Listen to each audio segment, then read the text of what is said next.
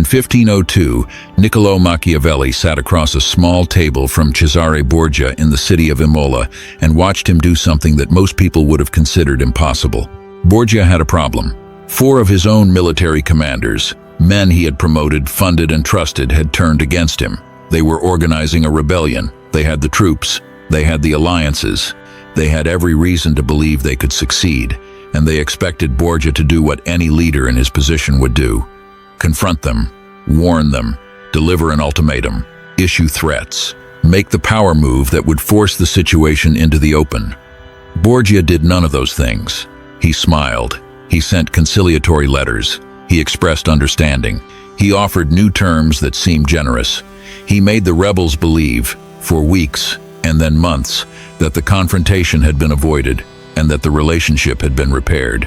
And then, at Sinigaglia, in a single evening, he invited them to a meeting and had them all strangled. Machiavelli, who witnessed the entire sequence, did not call it cruelty. He called it brilliant, because what Borgia understood, what he had lived and demonstrated at a cost that most people would not have been willing to pay, was that confrontation is the amateur's move. The professional does not confront. The professional outplays. Now, before you think this video is about violence or vengeance or any of the things that the word Machiavelli usually gets associated with, it is not. That story is here because it contains in a single historical sequence the principle that everything in this video is built on. Never let your opponent know they are your opponent. Never give them the warning that allows them to prepare. Never enter the arena they built for themselves and expect to win on their terms. Do not confront. Do not warn. Outplay. And outplaying, when it is done correctly, is so quiet and so invisible that the person being outplayed does not recognize what happened until the outcome has already been decided. Here is what you have been doing wrong.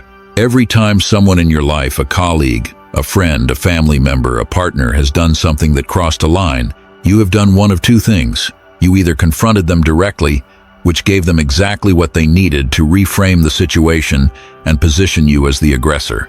Or you warned them, which gave them the advance notice they needed to adjust, prepare, and build a defense against whatever you were planning to do about the behavior that crossed the line. Both responses, confrontation and warning, are the moves of someone who believes that honesty and directness are always the most effective tools available. And in a fair environment, they would be. But the environments where you are being outmaneuvered are not fair. The person who is crossing your lines is not operating from fairness. They are operating from a specific and well-practiced understanding of how to use your directness against you. And every time you confront or warn, you are handing them the script for how to handle you. And let me tell you something else about what confrontation does that nobody explains clearly enough. When you confront someone, you are not just revealing your awareness. You are giving them a rehearsal. You are showing them exactly what your objection looks like, exactly what your argument sounds like, exactly where your emotional pressure points are.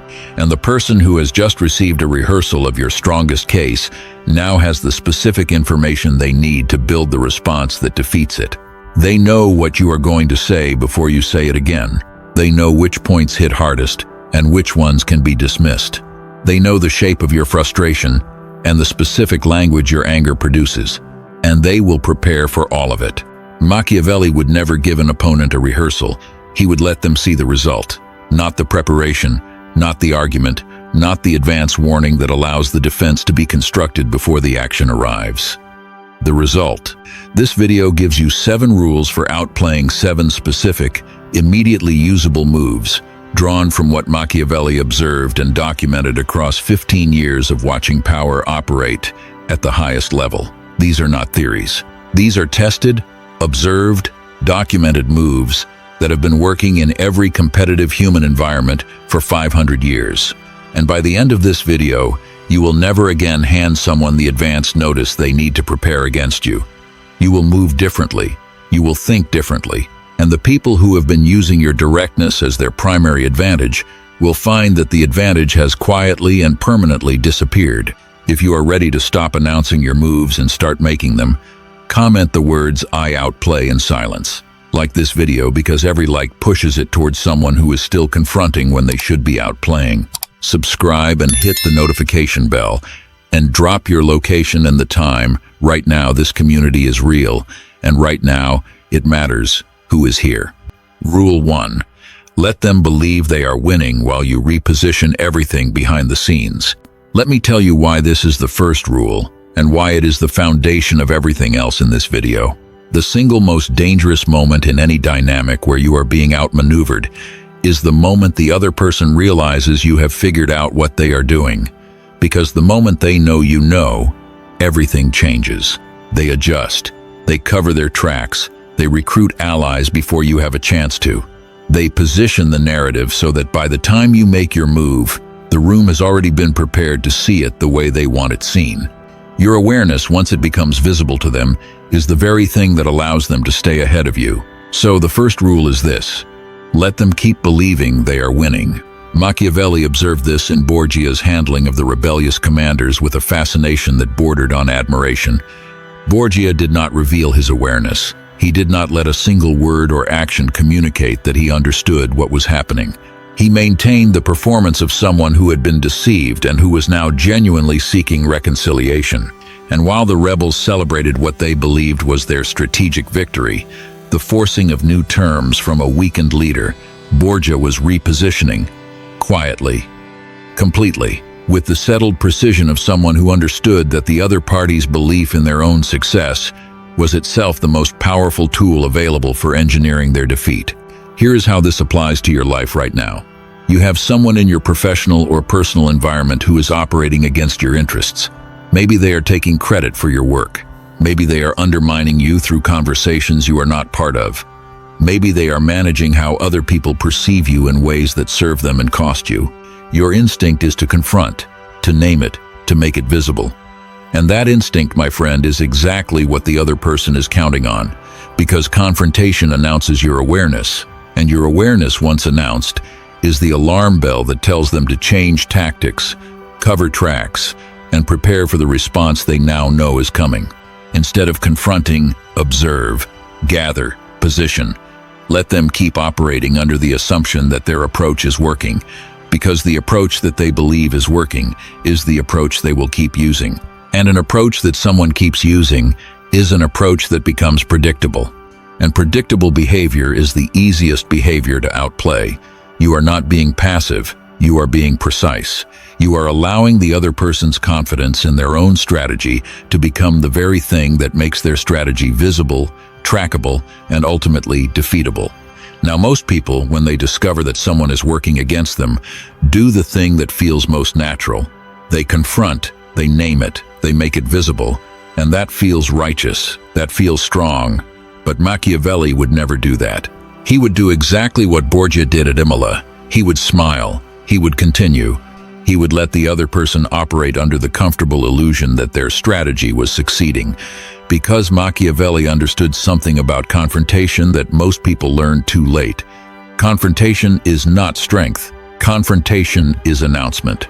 And the person who announces their awareness has just given away the single most valuable thing they had, the element of surprise. Machiavelli would say to you, very directly, your awareness is a weapon. The moment you show it, you have fired it. And a weapon that has been fired cannot be fired again. Keep it loaded, keep it hidden. Let the other person keep operating from the assumption that you do not see what they are doing. Because what they keep doing in the belief that you cannot see it is the very behavior that will give you everything you need to outplay them when the moment is right. If this shifted something, comment I watch before I move. Rule 2. Build the evidence quietly. The paper trail that speaks when your voice does not. My friend, before I get into this one, let me tell you something about why words fail in contested dynamics and why documentation succeeds. When you confront someone with a verbal accusation, when you tell them what you have observed and demand accountability, you have entered a contest of narratives. Your version versus their version. Your memory versus their memory. Your perception versus their reframing of what happened. And in that contest, the person who is more comfortable with conflict, more practiced in deflection, and more willing to deny, distort, and redirect is the person who usually prevails. Not because they are right, because verbal confrontation is their home court. Documentation changes the terrain entirely. A documented pattern is not a he-said situation. It is a record. It exists independently of both parties' narratives. It does not rely on memory, which is unreliable. It does not rely on the room's willingness to believe one version over another. It simply exists. Dates, times, specifics, the email that was sent, the message that was received, the commitment that was made, and the outcome that deviated from it. Each individual entry might seem small. In aggregate, they form a picture that is very difficult to argue against, not because the documentation is dramatic, because the documentation is boring. And boring evidence, consistent, low-key, factual, accumulated over time, is the most credible kind of evidence in any environment where credibility is being contested. Machiavelli understood that the written record was one of the most powerful instruments available in any political environment. He maintained meticulous correspondence throughout his diplomatic career, not because he anticipated every specific conflict, but because he understood that the person who has a record of what was said, committed, and done holds a structural advantage over the person who is working from memory and charisma. Memory can be challenged, charisma can be outperformed, but a record, sitting calmly in a file, available when needed and invisible until then, is the kind of evidence that does not need your voice to speak. It speaks for itself. Here is what you do starting this week. Every time the person you are outplaying does something that crosses a line, document it, not dramatically, not in a way that anyone would notice. A brief note in a private file, the date, what happened, who was present, what was said. Keep it factual, keep it clean, keep it free of emotional language, and keep it private until the moment arrives when it is needed. That moment may be a conversation with a manager. It may be a meeting where the pattern needs to be made visible. It may be a situation where your version of events is being contested, and the record resolves the contest before it becomes a narrative war. You do not know when the record will be needed. You only know that having it changes the dynamic in your favor permanently. Here is the contrast that makes this rule so powerful. Most people, when they are being wronged, respond with words. They confront, they accuse, they make their case verbally and hope the room will believe their version over the other person's version. Machiavelli would never do that. Machiavelli would write it down. Not publicly, not dramatically, quietly. Because Machiavelli understood that words disappear the moment they are spoken. They can be denied, they can be reframed, they can be dismissed as emotional or exaggerated or taken out of context. But a record does not disappear. A record sits, a record waits. And when the moment arrives, the moment where the pattern needs to be made visible to the people whose assessment matters, the record does what your words could never do. It provides evidence that does not depend on your credibility or your memory or the room's willingness to believe you. It provides facts. And facts, my friend, are the one thing that no amount of social maneuvering can argue with. Machiavelli maintained detailed correspondence and notes throughout his entire diplomatic career. Not because he was paranoid, because he understood that the person with the record controls the narrative. And controlling the narrative, in any contested environment, is the difference between being believed and being dismissed. Comment, I document everything. If you understand why the quiet record is more powerful than the loud confrontation. Rule 3. Make their allies your allies before they know there is a contest. This is the rule that requires the most patience and the most genuine social skill, and it is the one that Machiavelli documented as the single most effective move available to anyone who is being outmaneuvered in a contested environment. He observed across every political case he studied that the outcome of any significant conflict was determined less by the quality of the argument and more by the quality of the alliances that each side had assembled before the argument began. The person who arrived at the conflict with the room already aligned in their direction had effectively won before the first word was spoken. The person who arrived at the conflict believing that the strength of their case would be sufficient found, more often than not, that the case never got a fair hearing because the room had already been organized by the other party. Here is what this means for you. The person who is outmaneuvering you has allies. Maybe they have built those alliances deliberately. Maybe the alliances formed naturally through proximity, shared history, or social affinity. Either way, those allies are currently functioning as an extension of the other person's position. They amplify the narrative, they reinforce the credibility, They create the social consensus that makes the other person's version of events feel like the room's version of events, rather than one individual's perspective. Your job is not to attack those alliances. It is to build relationships with the same people genuinely, warmly, on the basis of your actual qualities, rather than in opposition to the other person. This is critical. You are not recruiting against someone. You are building real connections with people who happen to be in the other person's orbit. You are being helpful to them. You are being reliable. You are showing up with the consistency of someone whose character speaks through behavior, rather than through commentary about someone else.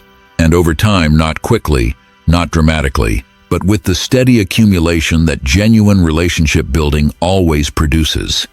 Those people begin to form their own assessment of who you are, that is based on their direct experience of you, rather than on the narrative they have been receiving from the other person.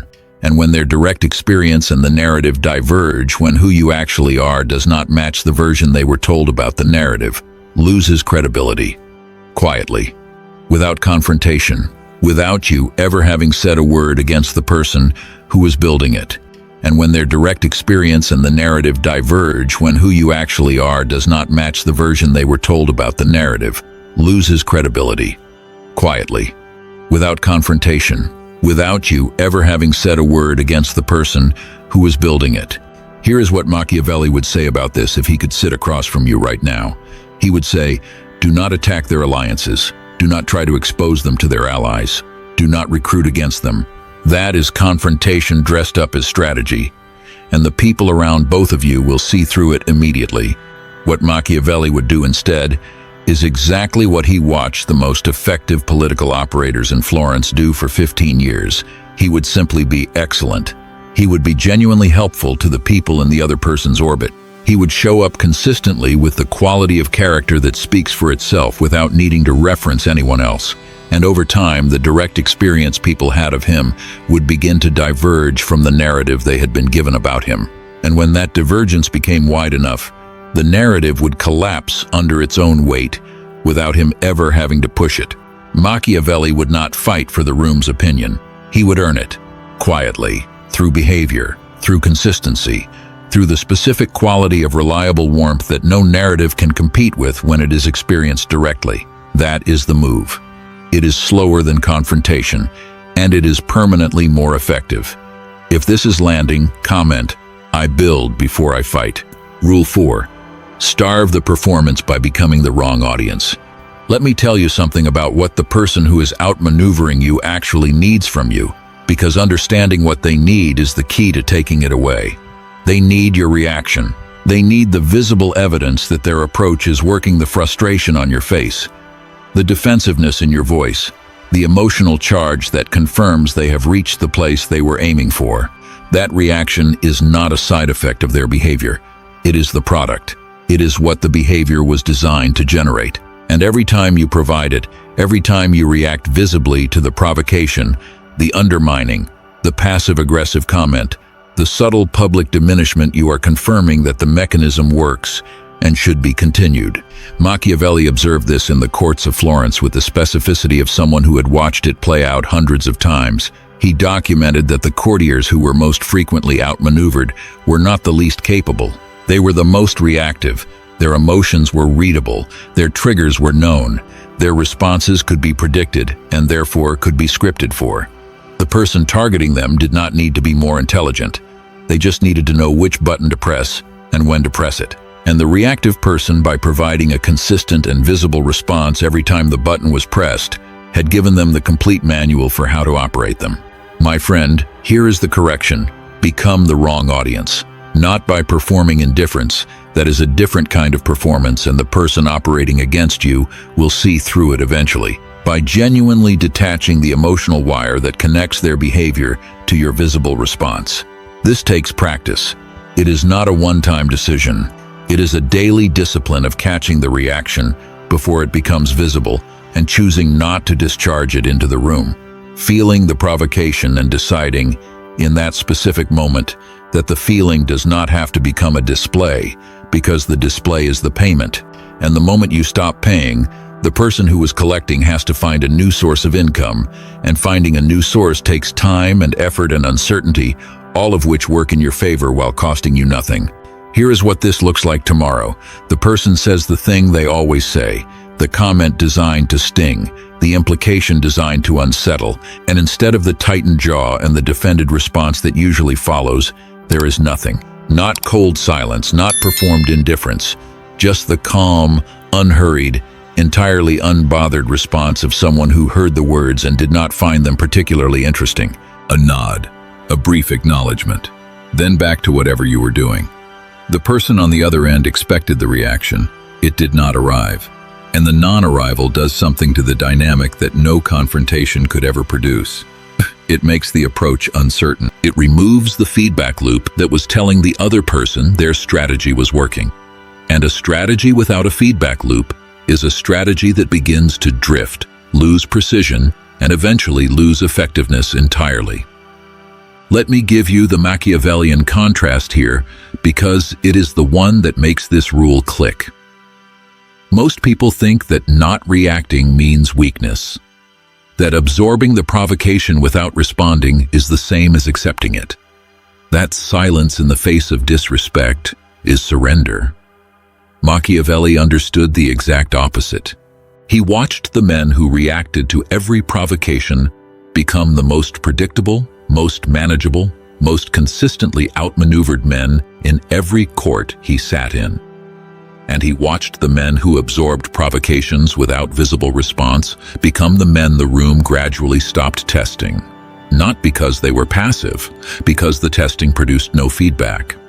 And a test that produces no result is a test that stops being administered.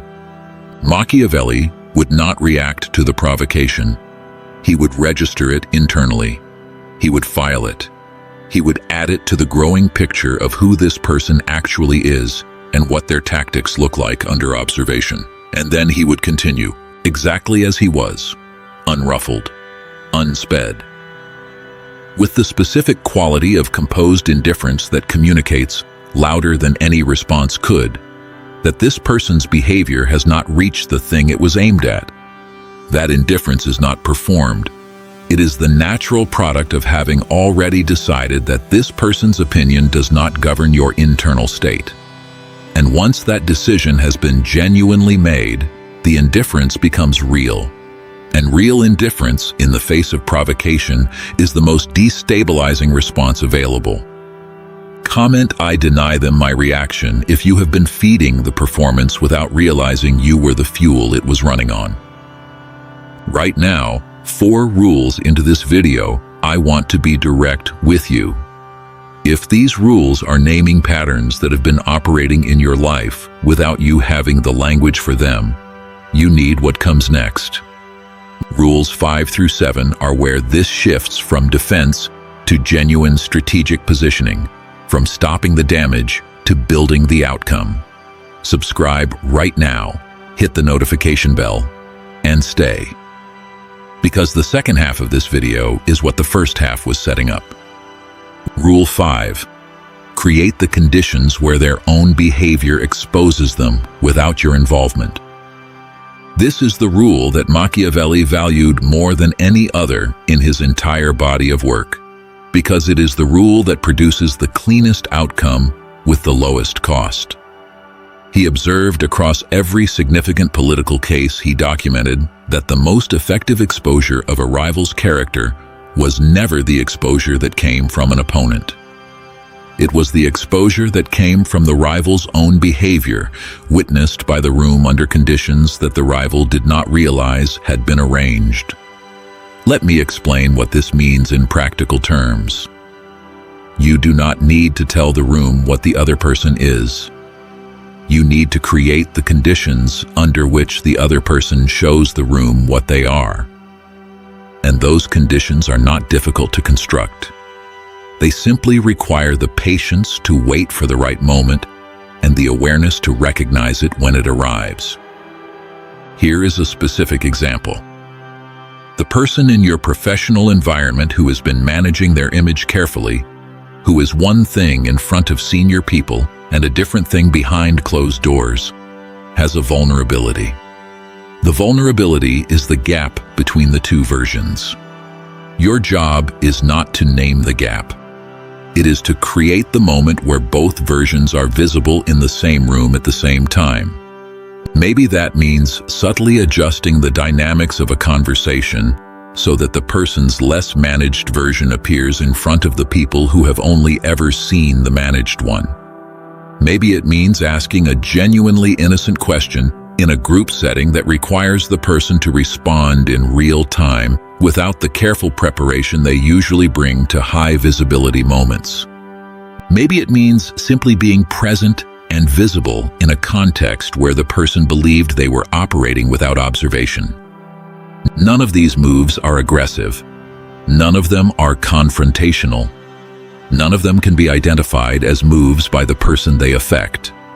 They are simply the construction of conditions, natural, organic, unmistakably genuine, under which the truth of who someone is becomes visible to the people who need to see it. And the truth, once it is visible, does not need your commentary. It does not need your narration. It does not need your voice pointing at it and saying, "See, this is what I have been telling you." It is simply there, observed by the room, filed by the room, and factored into every subsequent assessment the room makes of this person. You did not confront. You did not warn. You created the weather. And the weather revealed what the calm days had been hiding. Machiavelli called this the most elegant form of political action available. The action that does not look like action, that leaves no fingerprints, that produces its effect through the arrangement of conditions rather than through the application of force. And he noted, with the admiration of someone who appreciated precision above all other qualities, that the people who mastered this approach were the people who almost never needed any other approach. Because when the conditions speak, the voice does not have to. Here is what Machiavelli would say about this rule, and it is the thing that separates his approach from every other approach to dealing with difficult people that you have ever been taught. Most approaches say, confront the behavior, name it, call it out, shine a light on it. And all of those approaches share the same fatal flaw. They require the room to believe you over the other person. And in a contested dynamic, where the other person has been managing their image carefully, and your accusation sounds like exactly the kind of thing someone would say when they have a grudge, the room's willingness to believe you is never guaranteed. Machiavelli would not shine a light on the behavior. He would create the conditions under which the behavior shines its own light. He would arrange the situation, gently, invisibly, with no fingerprints, so that the other person's less managed version becomes visible to the people who have only been seeing the managed one.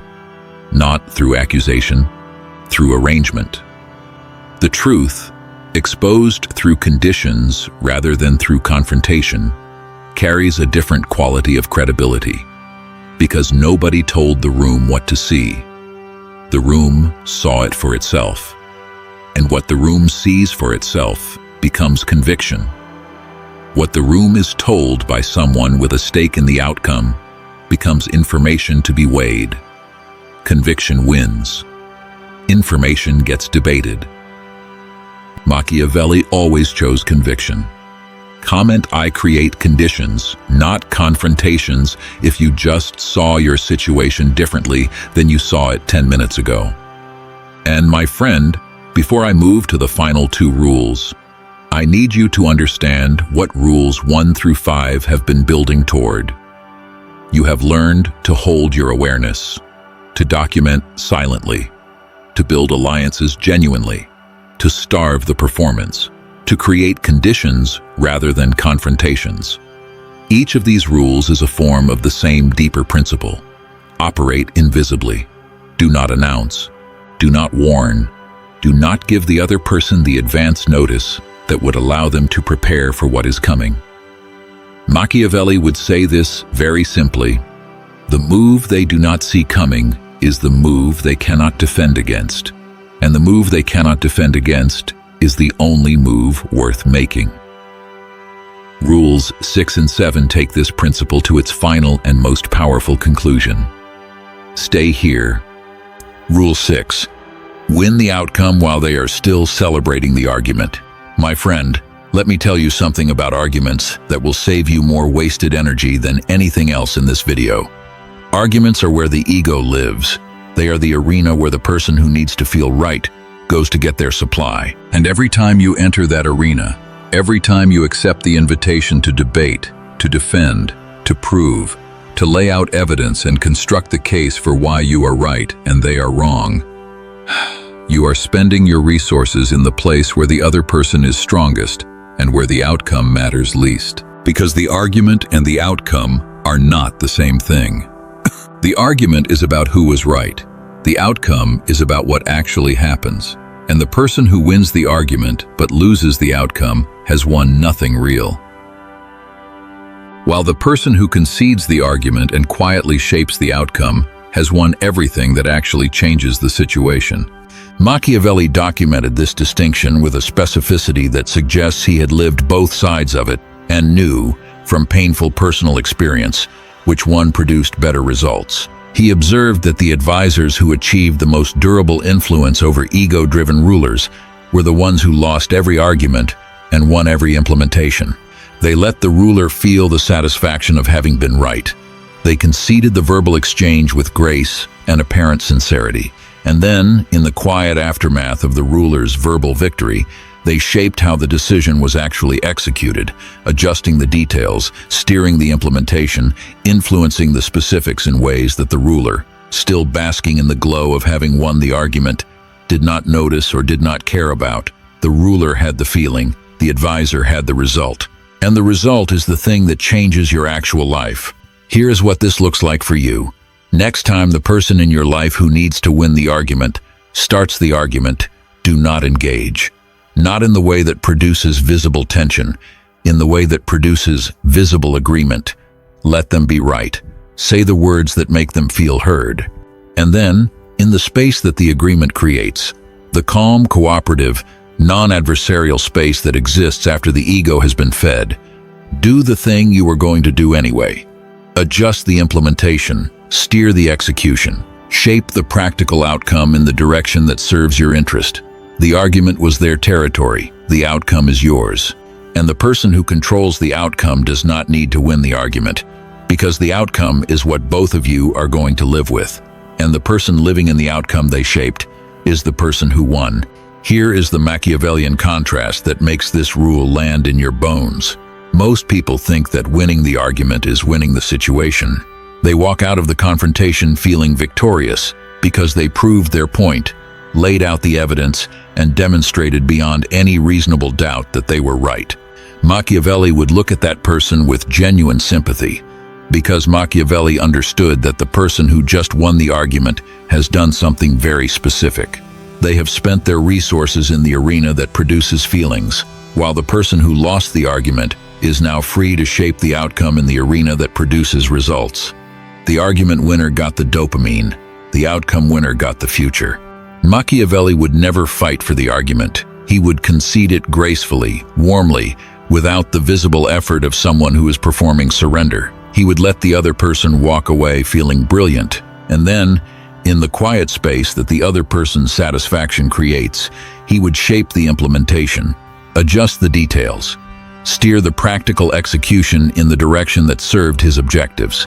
And when the outcome arrived looking very much like what Machiavelli wanted, rather than what the other person argued for, the other person would not even notice, because they were still satisfied with having won the argument. The argument was the distraction, the outcome was the move. That is what outplaying looks like. Comment, "I win" where it counts, if this just changed how you see the next disagreement you are walking into. Rule 7. Leave the game entirely when the game is designed for you to lose, and let the absence be the final move. This is the last rule. This is the one that everything else in this video has been preparing you for. And this is the hardest one to execute because it requires something that most people find genuinely painful: the willingness to walk away from a dynamic that has become central to your emotional and professional life. without the satisfaction of the final confrontation that would tell the other person exactly what they did and exactly what it cost you.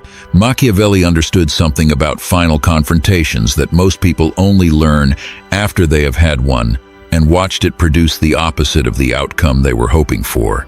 The final confrontation gives the other person material. It gives them your reasoning, which they can reframe. It gives them your emotions, which they can use to characterize you as unstable. It gives them the story of the ending, which they can narrate to the room in any way they choose. And it gives them closure, the specific psychological closure that comes from knowing why someone left and being able to construct an explanation for it that preserves their self-image intact. Your final speech, however righteous and however accurate, is a gift to the person it is aimed at, and they will use it, not to grow, not to change, to tell the room a version of the story that makes them the reasonable one and you, the one who lost control. The exit without explanation denies them all of this. It denies them the material, it denies them the narrative, it denies them the closure. And it leaves them in the specific psychological space that Machiavelli identified as the most difficult for any ego-driven person to occupy. The space of not knowing why you left, not knowing what you understood about them, not knowing what the silence means, not knowing whether the departure is temporary or permanent, not knowing and therefore not being able to close the chapter. And an unclosed chapter, sitting in the mind of someone who needs to feel in control of every narrative they are part of, produces a kind of low-grade discomfort that no amount of their own reframing can fully resolve, because the reframing requires information, and you took the information with you when you left. My friend, here is the deepest truth in this entire video. The person who leaves without explaining has done something that no confrontation could ever achieve. They have made the other person's own imagination do the work. Because in the absence of your explanation, the other person's mind will construct one.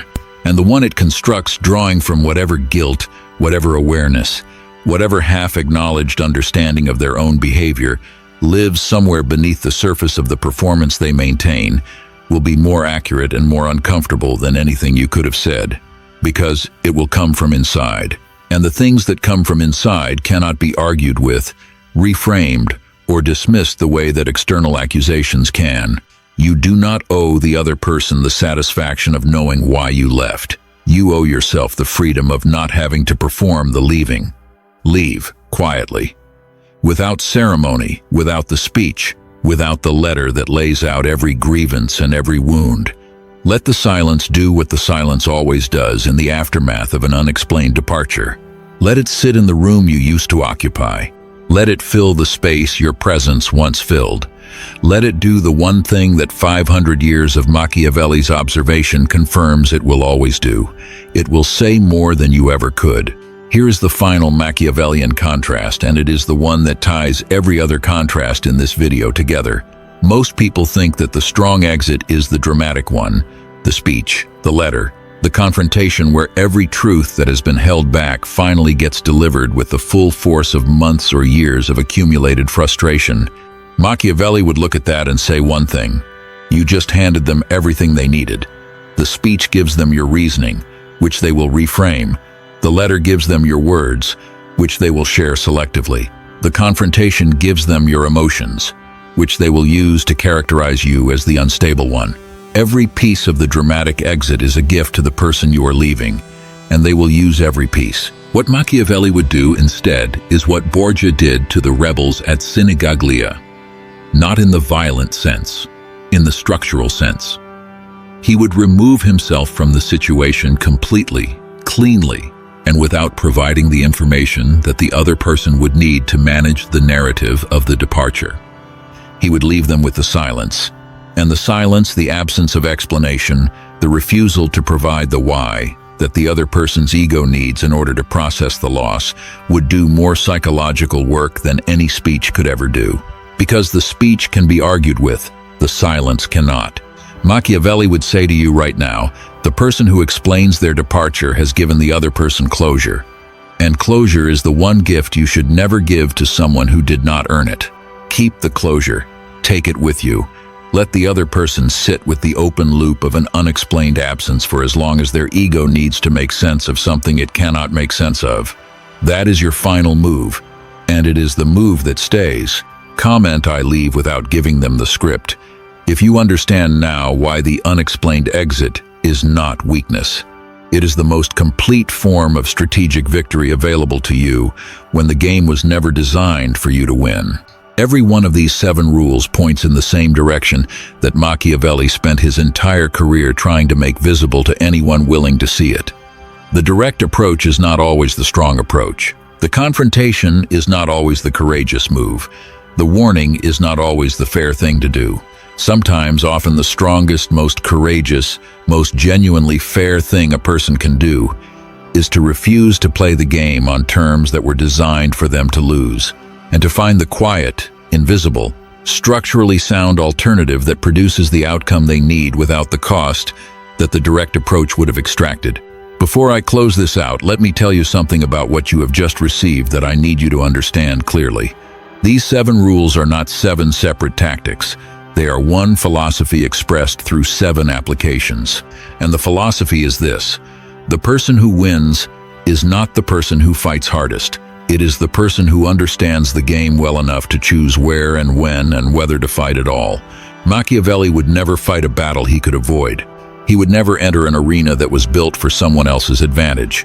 He would never spend his resources on a confrontation when the same outcome could be achieved through positioning. And he would never, not once in 15 years of watching power operate at the highest available level, confuse the feeling of having been right with the reality of having won. That confusion is what has been costing you.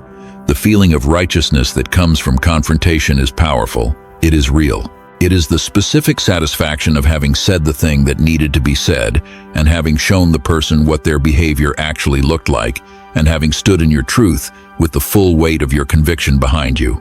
And that feeling, my friend, is the most expensive feeling you carry. Because every time you purchased it, every time you bought the satisfaction of the confrontation, you paid for it with the outcome. The confrontation felt like winning. The outcome was losing. And the outcome is the only thing that changes your actual position in the world. Machiavelli would tell you to give up the feeling, keep the outcome. Let the other person have the feeling of having won the exchange. You take the reality of having shaped what happens next. That trade feeling for reality, argument for outcome, confrontation for positioning, is the trade that every effective person in every competitive environment has already made. And the people who are still making the other trade, feeling over reality, confrontation over positioning, are the people who keep wondering why the effort is not producing the result it should. You know these 7 rules now. You know why the confrontation has been giving the other person exactly what they needed to maintain the upper hand. You know why the warning has been the advance notice that allowed them to prepare. You know why the argument has been costing you the outcome. And you know what the alternative looks like, the quiet, precise, structurally intelligent alternative of someone who has stopped announcing their moves and started making them. That is who you are building now, not someone who avoids conflict, someone who has transcended it, someone who operates at the level where the conflict never becomes necessary, because the outcome was decided before the other person knew there was a game in progress. Like this video if any of these 7 rules name something that has been happening in your life that you could not quite articulate until now. Share it with someone you know who keeps confronting when they should be outplaying. They need this more than they know. And subscribe to this channel, because the next video goes directly into the specific phrases and verbal moves that make each of these 7 rules work in real-time conversation, the exact words that keep you invisible while the outplay unfolds.